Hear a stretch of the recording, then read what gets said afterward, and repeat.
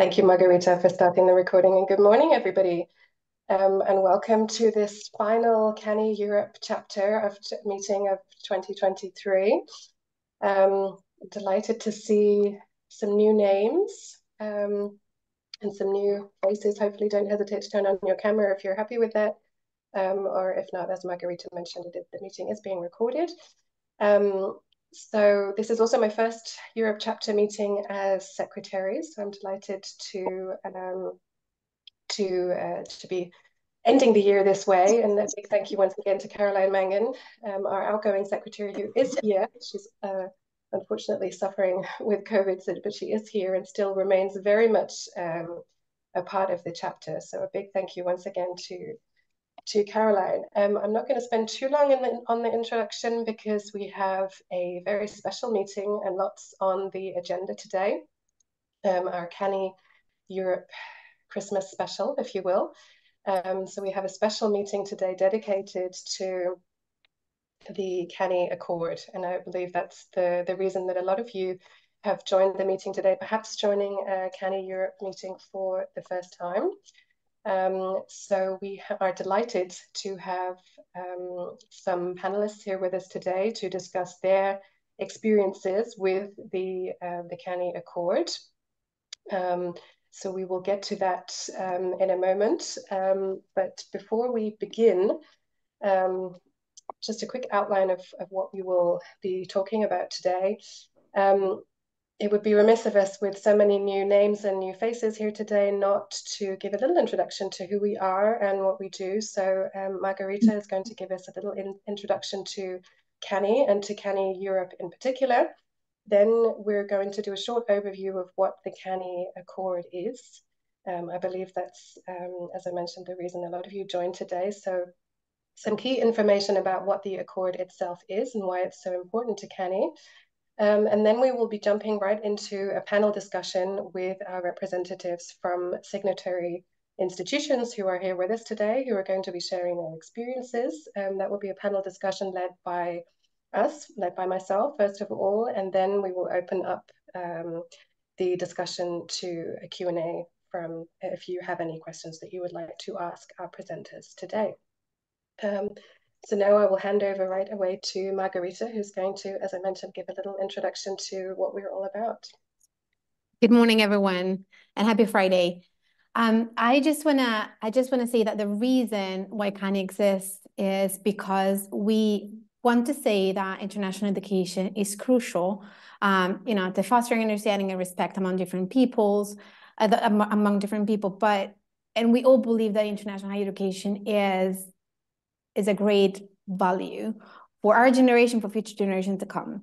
But we also need to acknowledge the impact that our field has on the current climate crisis. So acknowledging the famous elephant in the room is something we have to do. We need to dare to recognize this. We need to have the courage to do it, even though it might make a shift, the concept of business as usual.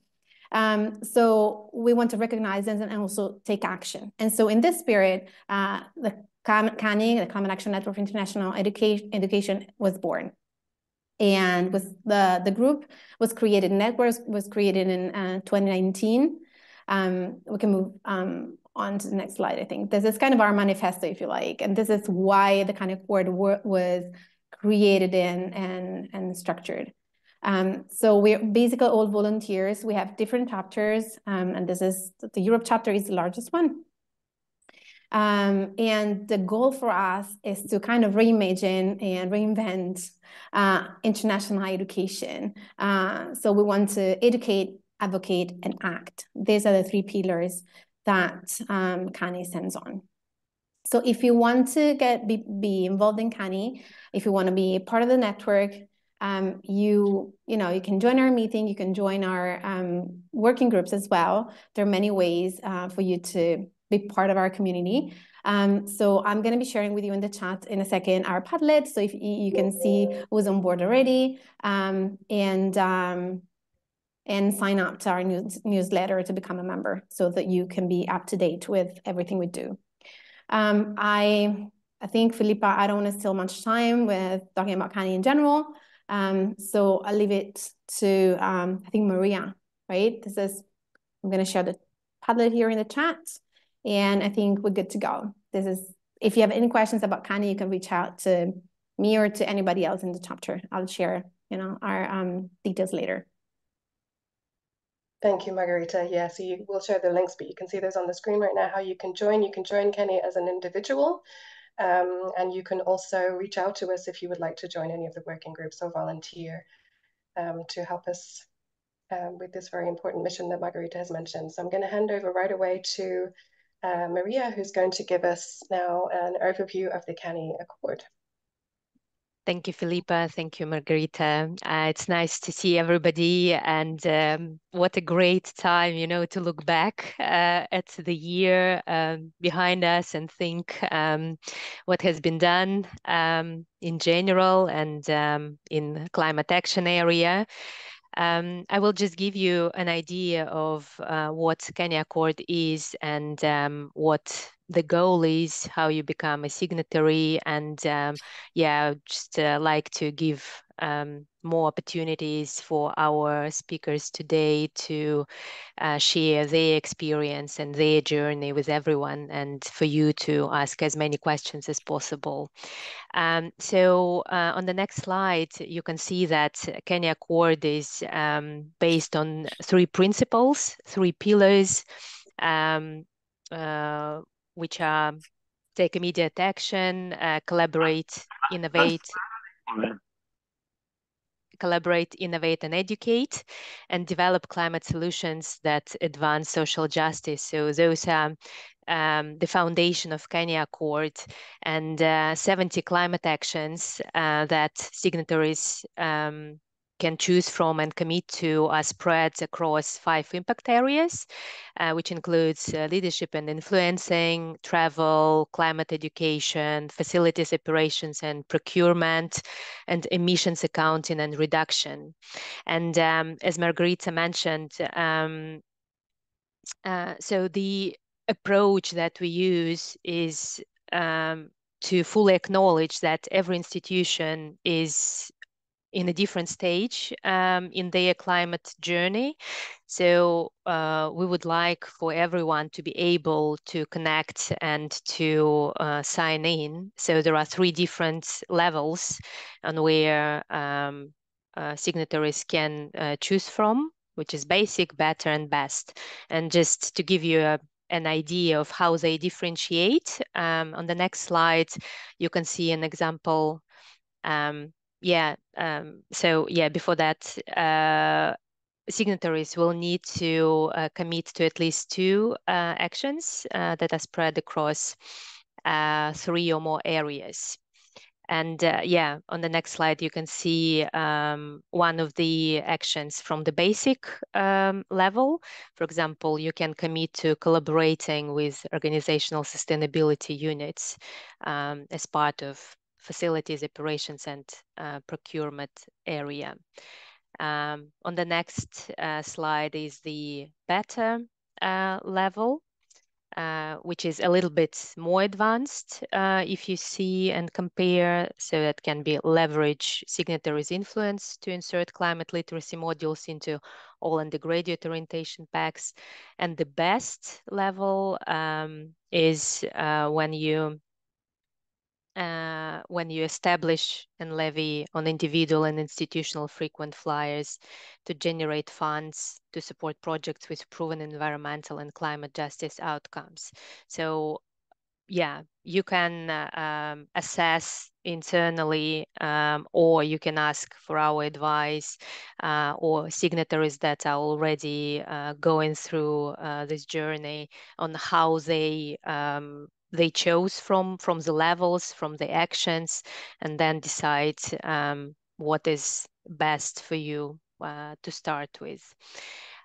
So you can see on the next slide our current signatories. There are more than 50 signatories worldwide. There are institutions, associations like the Forum, EAE, NAFSA, study abroad organizations, and many, many more.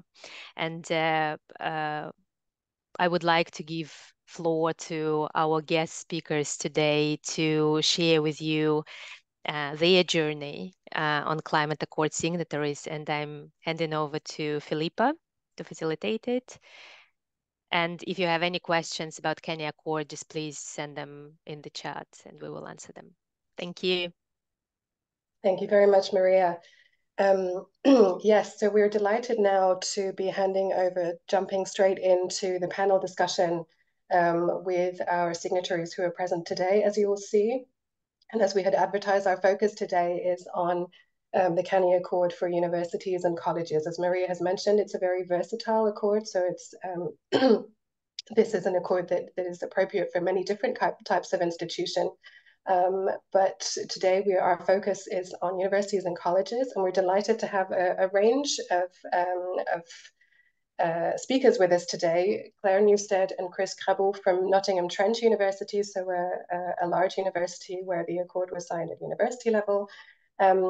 We have EM Strasbourg Business School represented today. Unfortunately, Kevin McGowan had a last-minute family commitment, so he has recorded a little message for you, and he's being replaced today by Auréline Gamon, who is another colleague from EM Strasbourg Business School, who was very involved in the signing of the CANIE Accord in Strasbourg, and she's CSR officer at EM Strasbourg, and will be able to give some insight into the signing of the accord at a business school level, so a faculty level. EM Strasbourg Business School is a faculty of the University of Strasbourg. And then we have a representative from a provider who has a network of universities across Europe, from ISEP Study Abroad, Zachary Tobin, who we're delighted to have with us today. So it's a across the board panel of different experiences, I'm sure, that we can all learn something from.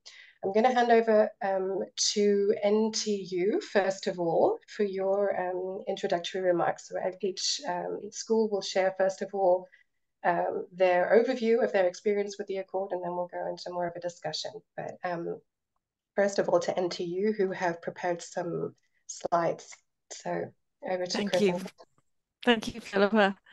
I'm Claire Newstead, and I'm here with my colleague, Chris Crabbo. We're both Associate Directors at NTU Global, which is NTU's unit for international partnerships, student exchange, and the global student experience. And we sit separately from our International Development Office, which is the recruitment office, although at the time we signed the accord, we were reporting in the same line to a Pro-Vice Chancellor International. So I think our journey, I can't speak for Chris, but certainly my own kind of journey with this was that I had initial anxiety around my role and my travel, and how I was to sort of reconcile my belief in international education with my own habits and my own need to travel in order to do that work, and the fact that I was promoting that work. I then attended a CANIE session. I think it was in Geneva. It was one of the first, maybe even the launch event. And I came back and I thought, right, that gives me, there's a conversation going on, and that gives me a framework to start to work with. So in January 2020, we started to develop an international plan, which was across both NTU Global and our International Development Office, to try and address some of the issues that had been, that I'd been kind of grappling with, and then were raised in the CANIE meeting. So then obviously we started that, but then COVID happened. But during the course of that, we carried on working on the initiatives that we'd identified. And then when the CANIE Accord became available, I thought that really does provide a framework both to sort of showcase what we've been doing, but also sort of to put it into sort of where we've had some sticking points. This enables us to move forward. So do you just want to can we move to the next slide? Thank you. So we signed just 11 commitments, or signed up to 11 commitments, which I agonized over for a considerable amount of time, because I wasn't sure, because this is a kind of a public, it's a visible way that we show how committed we are to this cause. And I wanted to show, and NTU is very good at its sustainability practices. So we do a lot of things that are on the Accord, and that I could have put forward a larger number of commitments because we already do a lot of them and do them quite well. But for me, I felt it was more useful to be targeted and to, as I said previously, sort of work on those areas where there might be some difficulty. So the next slide. Thank you. So my approach, or our approach, was to make our international activities part of the climate change conversation. So as a university, as I said, we did have a lot of activity around sustainability and also the carbon net zero agenda, but we didn't really at the time include our international activity. So there were, like as you said at the beginning, a lot of the elephant in the room wasn't really being addressed. So it allowed us to address that, have that conversation internally. And it also, because I focused so sort of narrowly on the areas where I felt we could have some impact, I thought it could be a call to action. So rather than describing what we'd already done and presenting that externally, I thought the external presentation could help us move forward on some of those areas where maybe we hadn't been doing as well as we could. I also wanted it to be relatively doable, so not something where we say, yes, this will be great, let's do it, but then never be able to realize it. I thought it had to be kind of something we could achieve. And because we only did it as NTU Global, so we did it as the sort of international office, rather than a university as a whole, it had to be something that we could influence. So there were other parts of the Accord where I thought there's other people working in this area and we wouldn't be able to influence it as well as what we can influence our own areas of activity. So just on to the next slide. Thank you. So in general, I think it went really well for us, and we were the first, I think we were the first UK signatory, so we were quite pleased with that. And it was a super useful exercise, and there was no resistance to it internally at all. I think that was partly because the timing was right. So a number of conversations going on externally around students' appreciation and how they value sustainability and climate change, but also internally in terms of us really sort of stepping up on our activities to meet carbon net zero. So it was kind of, I think the timing was right. And plus COVID also helped. So a lot of the things that, where there's sort of alternatives to study abroad, so they were became more tangible during that period. And I think people could see how we could do things differently. So I think that really helped. There were some areas where I didn't feel like we could give at all. So some of that was around staff mobility. So, and this is about NTU's positions, the view that NTU needs to have more staff internationally engaged if we are to address things like rankings. So that was a challenge. And then we also didn't want to shut down student opportunity. So that was also, and is still, a challenging area.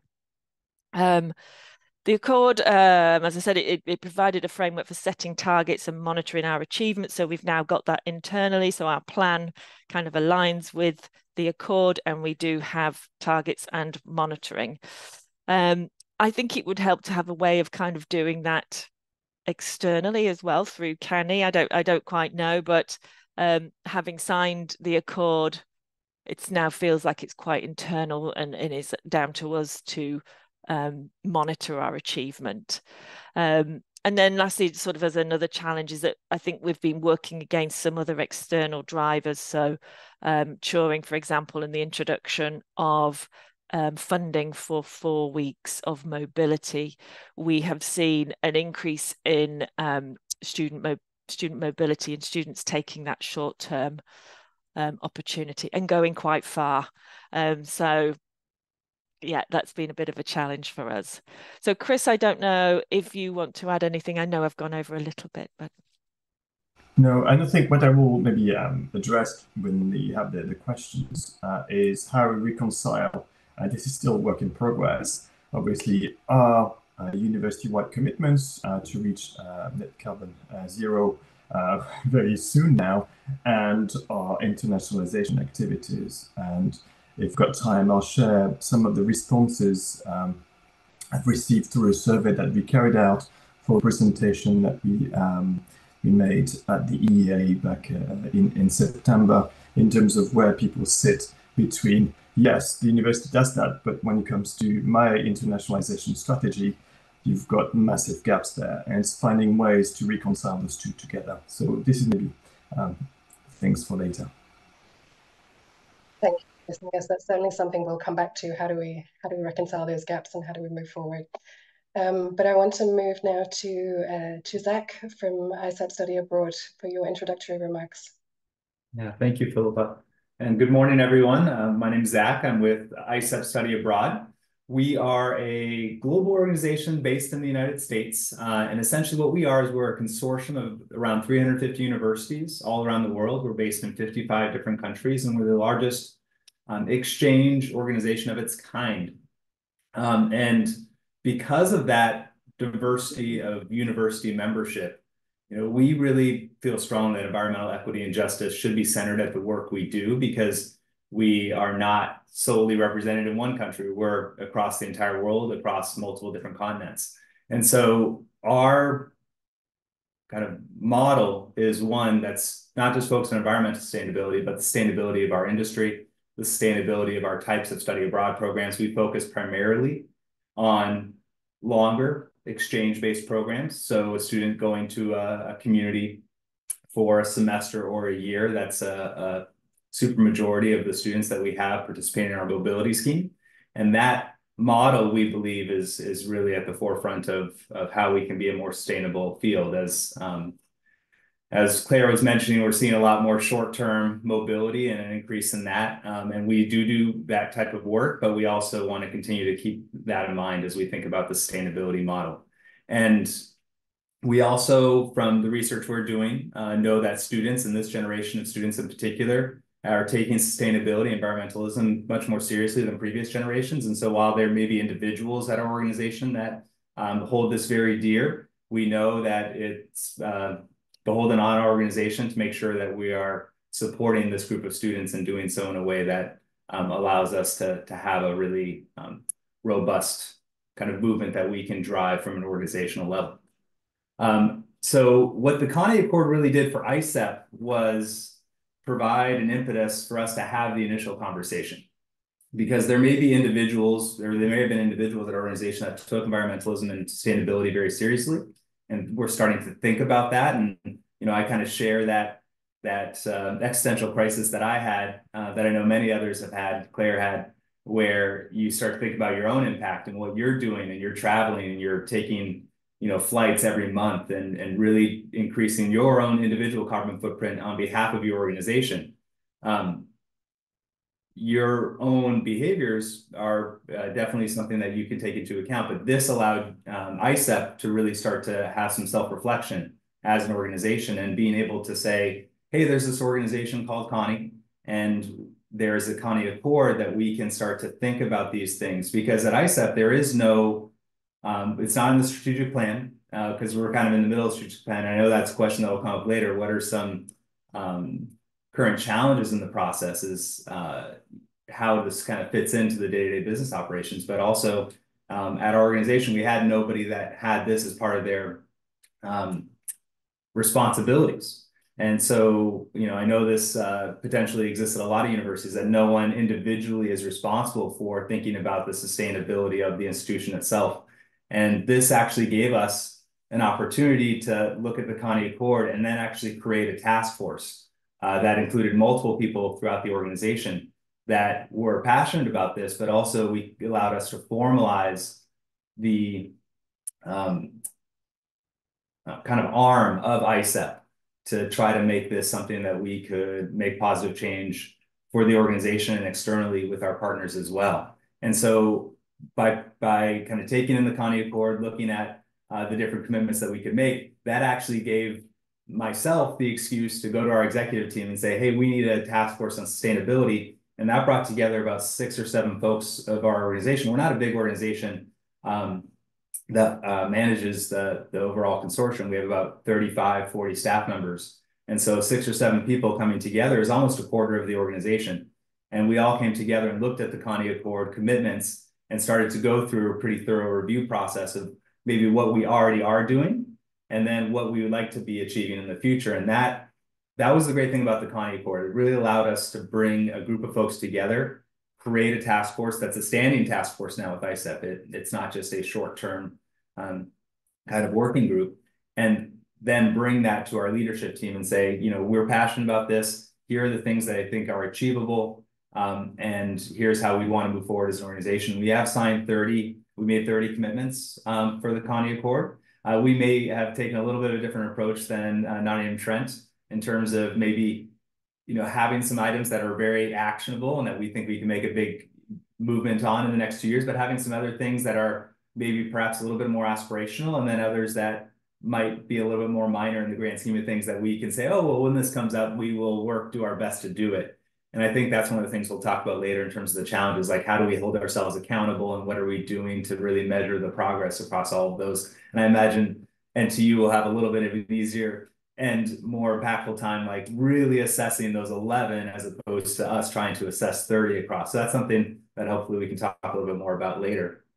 But again, I was really pleased to have the CANIE Accord to give us the impetus to have the conversation and to get to a point where we have now a working group organizationally, and we can be a role model for our university partners around the world, of which NTU is one of our partners. So it's great to see we're on the same page there, and try to make sure that we have them kind of go along with us in this journey. And that's a process, and it's going to take several years, but we're really appreciative of the work that CANIE has done to kind of give us that framework to make this happen. So I'm looking forward to continuing to, you know, have a more robust discussion on some of these topics, and appreciate everybody's attention here. Thank you. Thank you, Zach. That's fantastic to hear that the CANIE Accord was the impetus for a now standing task force. That's wonderful, and we look forward to hearing more about it. Before we do, I would like to go to EM Strasbourg Business School for the introductory remarks. As I mentioned, Kevin McGowan, who had hoped to be here today, who was very much the driving force behind EM Strasbourg Business School signing the CANIE Accord, cannot be here, but he's recorded a short message, which I am going to play for you now, and then I will pass over to Auréline to complete the introduction for EM Strasbourg.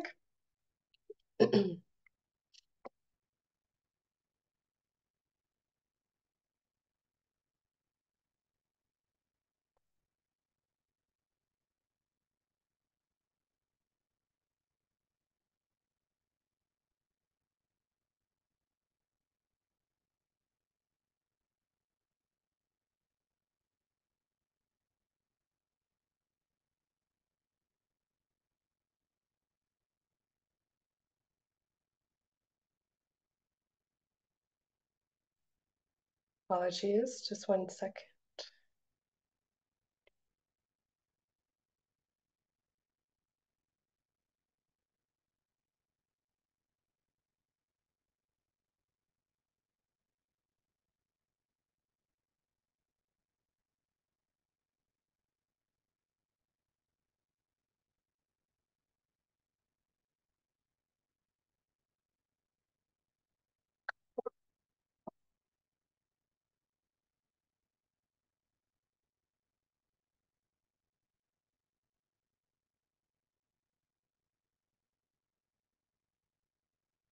Good morning, everybody. Just two quick things. First of all, I apologize for my absence this morning at our chapter meeting. I'm unfortunately, I have a family engagement that I have to attend, and I'll take the opportunity to introduce you to Orlean, our CSR project manager from EM Strasbourg, who'll be taking my place today.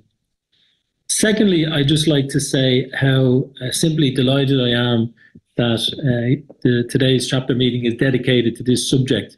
It only seems like yesterday, really a short few years ago, that we made our first presentation at EAIE conference in Finland. Scott Blair, Alyssa Lemon, and a team of others on the subject. And here we are now, fast forward a couple of years, and we have this solid CANIE Accord at hand today, an excellent tool, a real example of a framework of best practices an organizational-wide approach to tackling this problem for all our universities and business schools, etc. So I'm equally delighted, of course, that my own school has signed and become a signatory to the CANIE Accord. It serves as an excellent guide for us along our path, our long and winding road to tackling this problem. And we look forward to it. I see it as a kind of a Trojan horse, the CANIE Accord, that enters into our systems and we kind of unleash 60, 70 best practices. So anyway, have a great morning. I apologize I can't be there. I look forward to hearing how the session goes and talk to you all soon. See you next month.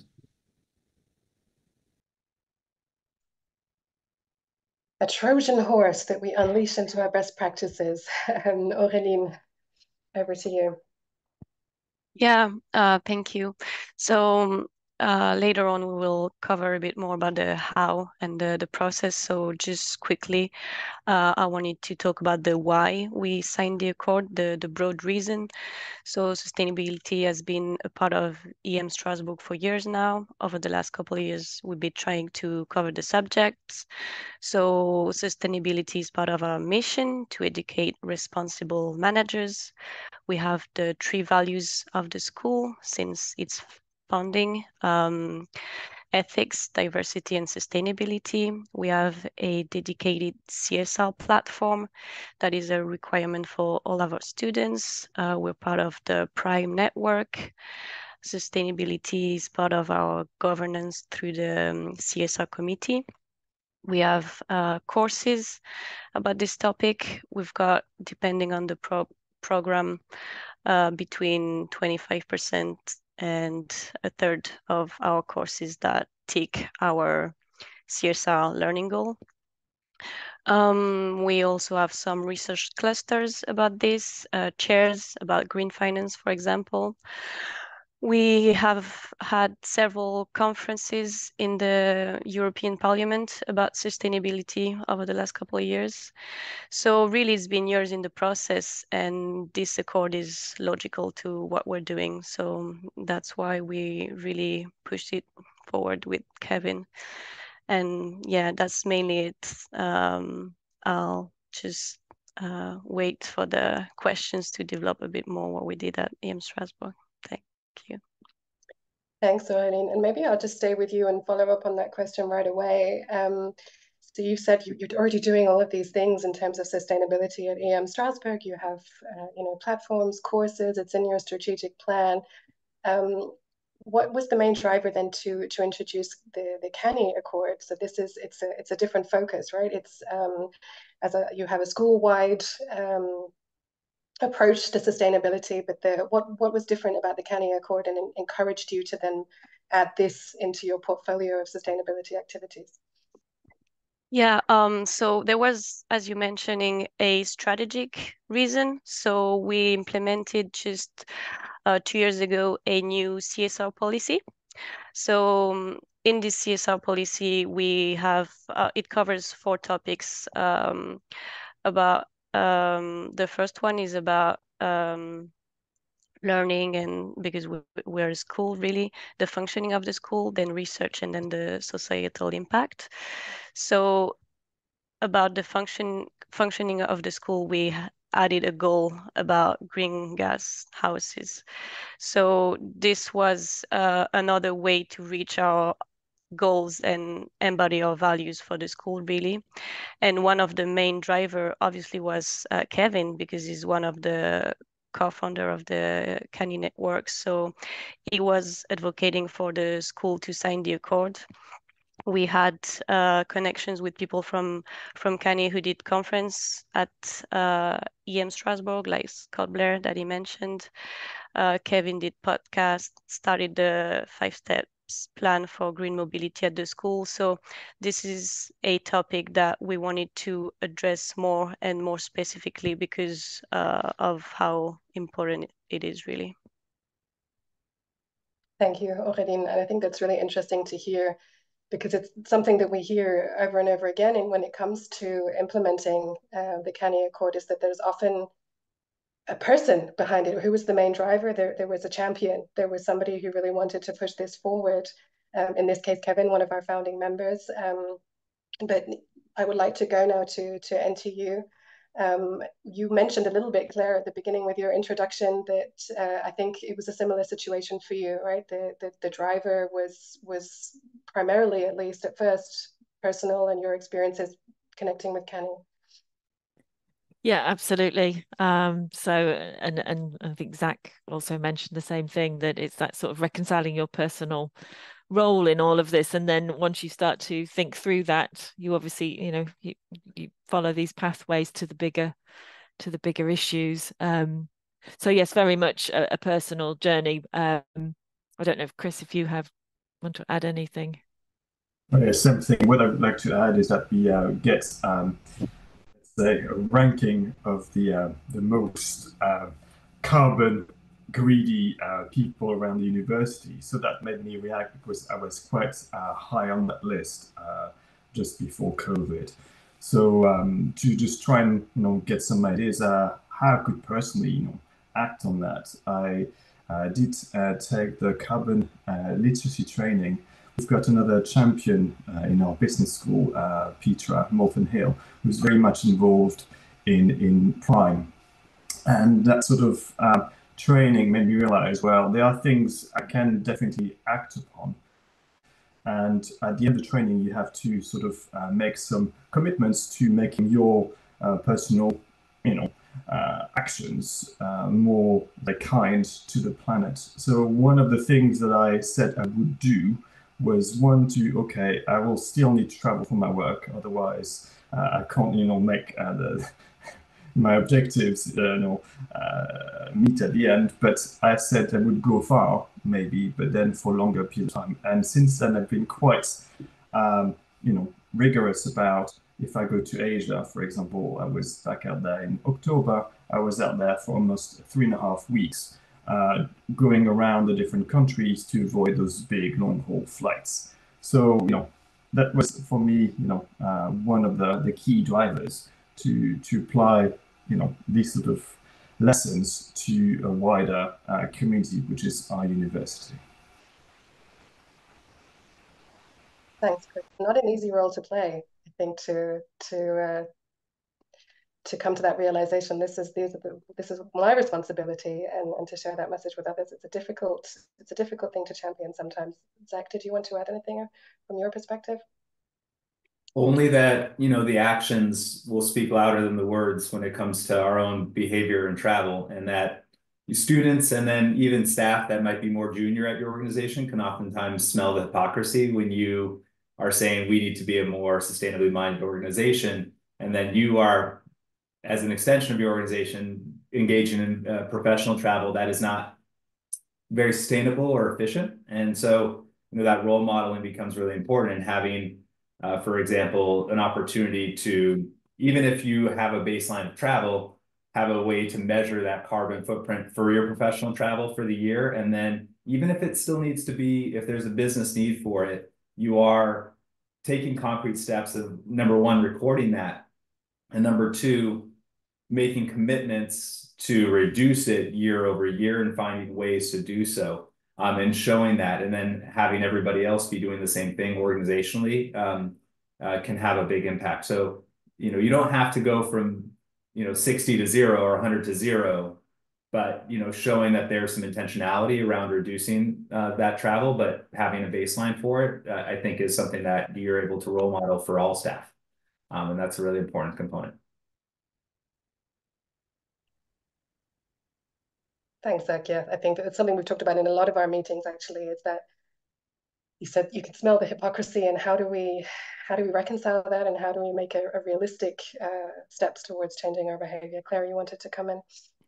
Yeah, sorry. Thanks, Jennifer. I just wanted to sort of add on to that, just the other pieces around, so students, and when we don't promote international mobility for international mobility's sake, we make a lot of arguments around understanding the world better, being able to empathize with others, developing your intercultural communication, and all of those things. You can't have a responsible internationalization that then doesn't take account of this major thing that's happening globally. So I think it has to be part of the question around sort of responsibility and international networks and interdependence and that kind of conversation.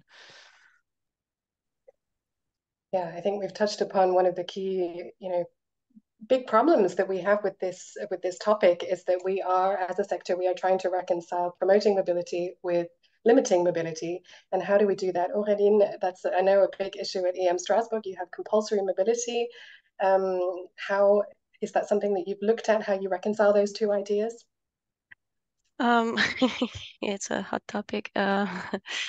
So the International Relation Office studied the so-called 5-step plan to try to address that. So far,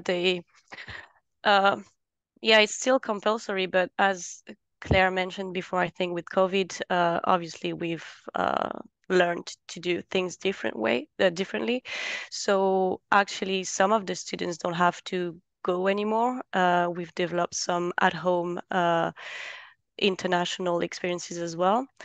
Right now, it's really the main project I want to work on in 2024, to try to really, how to say that, reimagine and rethink our the way we approach travel, especially with students that are going for a 6-month mobility. When you just go for a weekend, you can't really afford to spend a full day in the train and then be 2 hours there and come back. But when you go for 6 months, maybe you can afford to spend a whole day in the train because you're going to be there for a long time. So we are going to try to rethink the way we approach travel, and especially for the students to kind of change the mindsets. And that's not an easy task, but that's what I want to work on this year with my colleagues. Yeah. Fantastic. Thank you, Auréline. I'm mindful of the time, and I do want us to make sure that we have time to open up the discussion to participants to ask questions. But I have one final question to all of our presenters, and it touches a little bit on what Auréline has just mentioned. What are the next steps? You've signed the accord, Claire and Chris. You mentioned a little bit accountability and making sure that you follow up on everything you've committed to. What do you feel this has, what's the main outcome of having signed this accord, and what is this changing for your institutions in terms of how you move forward? I was going to pass it to Chris because it's a tricky one. He's put his hand up. Good.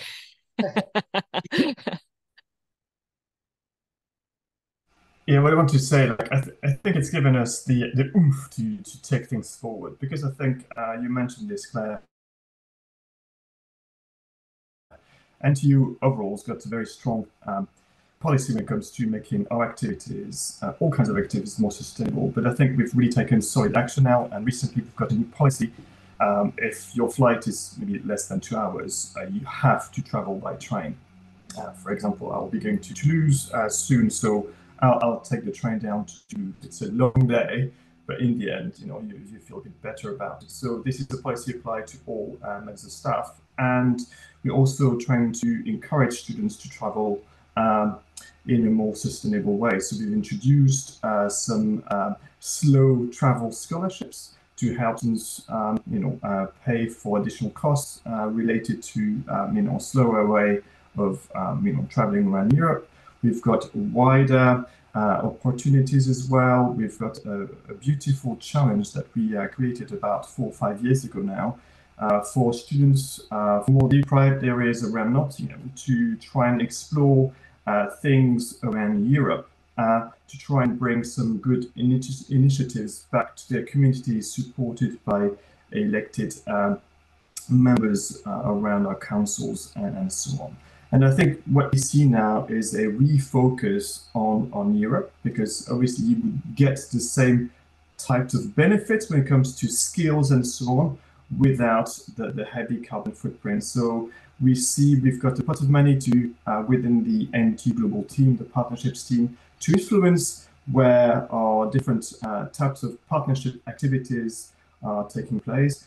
And this year, thanks to this little pot of money, we're trying to really refocus our activities in Europe where you've got opportunities to make those activities more sustainable. can I just add to that as well? That I think in terms of the accord, it makes it so we can push these things forward, and they're not little niche projects anymore. They're not just us kind of saying, hey, wouldn't this be cool if this is kind of a sector-wide initiative. And I think universities are very aware of their external reputation and how people see them externally. So I think it gives you that vehicle to sort of enable the university to present itself in a certain way.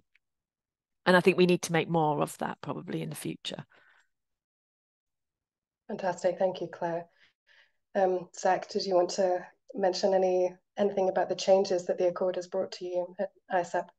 Well, I think that, we're still in year one, and so still trying to figure out how best to assess how we're moving forward on these different topics. We've got an ongoing chart that we are able to update on a weekly or monthly basis on, what we've been doing for some of these categories. Some of these categories commitments may be kind of dormant because they're not applicable for a period of time, but other times they're really, really acute. I'd say the big thing for us right now in terms of next steps is how can we continue to exude an influence on our network. So whether you are, a group of universities in a particular country, or we have 350 universities, how can we kind of use our initial commitment to the CANIE Accord to help encourage them to be doing so at the same time? Because you want to get to this tipping point where this is so, so widespread that you're an outlier for not committing to some of these things. And that's going to be our next goal. I'm still trying to figure out how best to do that, but we'll be tackling that next. Wonderful, thank you. So we have 10 minutes left. I feel this is a conversation that could go on for much longer than that, but I really want to give the opportunity for participants to ask questions. And I see we already have one participant with his hand up. Bernd, over to you. You have a question? Sort of. It's more of a comment, actually. I just posted in the meeting chat. So I learned about CANIE through my boss with the Global Career Center. I am based in Berlin, Germany, and am an international education professional. And I'm interested in learning more about how to drive change towards making the international education sector more environmentally sustainable, and would welcome the chance to dialogue with people. So it's more just a comment than a question. Though I do have questions in my mind, but they're not very well formulated right now to share. So perhaps after the meeting, I'll write my questions down and I can dialogue with people. So thank you. Sure, thank you. And of course, we'd be happy to connect, and don't hesitate to sign up on our website so that you can hear about weekly meetings. And we're a very interactive network, so we'd love to connect with you. Are there any questions from the group to our panelists?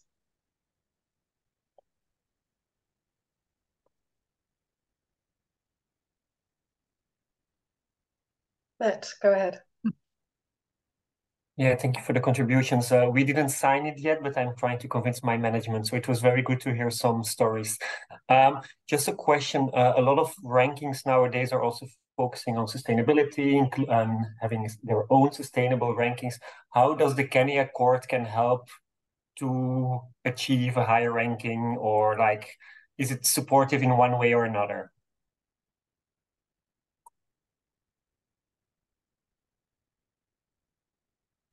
Daniel, did you want to come in to answer that question, or do you have another question? It was a different question. Well,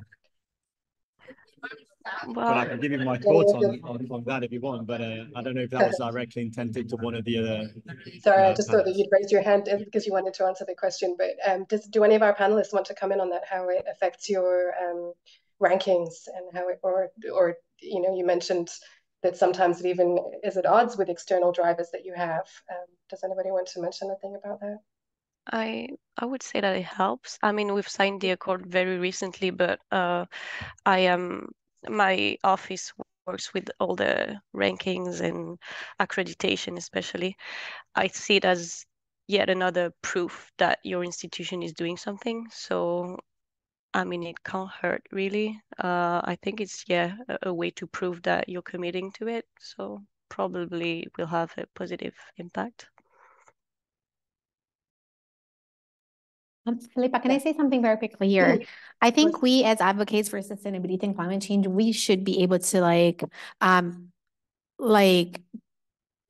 make this change, or make, like US ranking people or like any ranking people think about the CANIE Accord as a plus, especially now that sustainability is evaluated. And honestly, I don't really know how they're doing and what they're taking into account, because like seeing the results, I was very surprised to see like the results. So without any like details, but I'd be curious to like have them like explain how that works, and if possible, maybe we want to try to integrate the CANIE Accord into that. That would be a very good move. So I think we should consider this as a network.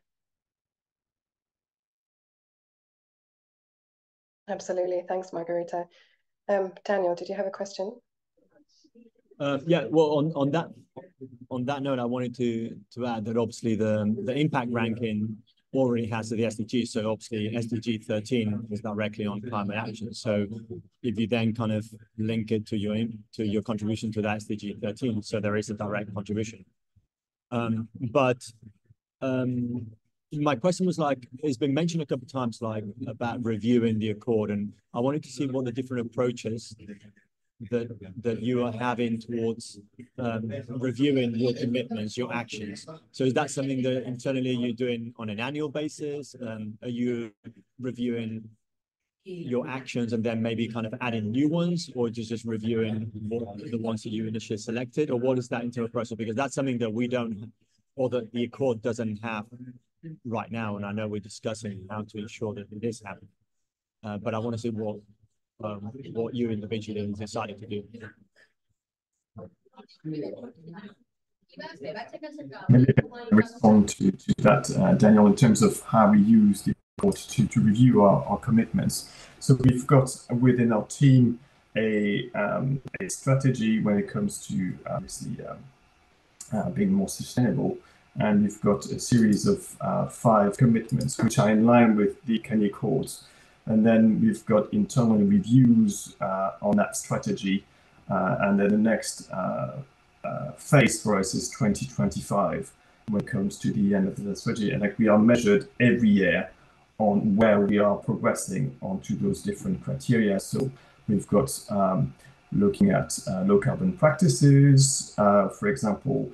We are trying to push alternatives ways for students to acquire those international skills that they need to be successful in job markets by introducing, for example, COIL or cooperative online learning opportunities instead of physical mobilities.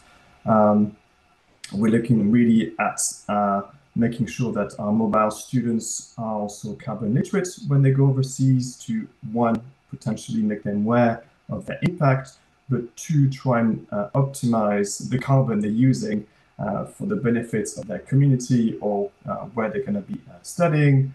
Try and really push the no-fly international mobilities or low-emission travels, and also trying to address the impact of our professional sort of like travels as well. So we are measured clearly, and every year we are reviewed against the target with the management of the university, because obviously you've got this part of activities which feeds into a bigger plan for the university-wide actions. So this is how we do it. I would add in there that I think it would be helpful if, Daniel, you were saying that you've debated this in the past in terms of the CANIE Accord, and I think it would be useful. I noticed there wasn't a time frame with the CANIE Accord, so I was very mindful of that when I was signing it, and I think it would be useful to have a period, even if it's just a sort of, your commitments expire and then you have to recommit, so that it built in some kind of reflection and review. Yeah, I mean, it's a debate of whether we have whether this is a self assessed document or process, or whether it's or whether it's something that is externally assessed as well. So it is a very valid point and a critique to the Accord. is how to ensure that the commitments are actually followed through, and then how do they get reviewed on a regular basis. That's a very good point. Thanks, Daniel. Yes, I know there's a lot of discussion about that in the CANIE Accord Accelerator Working Group. We're coming to the end of our time, and I know, as I mentioned, this could be a conversation that goes on for a long time. But because we have about 3 minutes left officially on the announced meeting time, I want to make sure that the presenters have had the chance to say everything that they wanted to say. Is there any final remarks, anything that we haven't touched on that you wanted to get to, any of our panelists?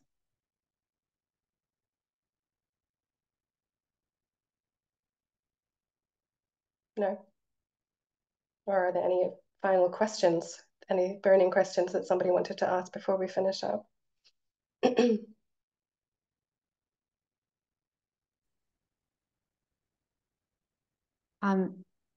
Philip, I just want to say that we know that it can be really daunting to start the process, and that is why feel free to reach out to us or to other signatories, because the first step is always the hardest to take. So, and it doesn't happen overnight, and don't think we're going to be solving this in a day, or don't expect that from your institution either, because it's not going to happen. So I think keeping the expectations realistic and thinking about baby steps instead of like, oh my God, I'm freaking out. We're like, this is terrible. I want to change everything in 24 hours or we're all going to die, which is sometimes how I think, all feel, will not take us anywhere. So we need to be like clement to ourselves as well. So just baby steps, and think about the first step is the most important, and then things will happen consequentially.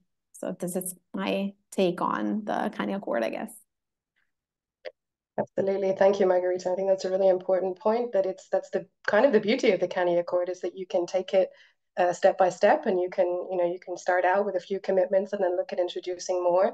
And I see that Claire has just written in the chat she's very happy to talk to anyone thinking about signing. That's the other beauty of the CANIE Accord, is that we now have a fantastic network of over 51 signatories who have been through the process and who are happy to support further institutions looking at signing. So don't hesitate to reach out directly to Claire or to us if you're thinking about starting the process, and we would be happy to put you in contact with the relevant people at CANIE who can help you with your first steps.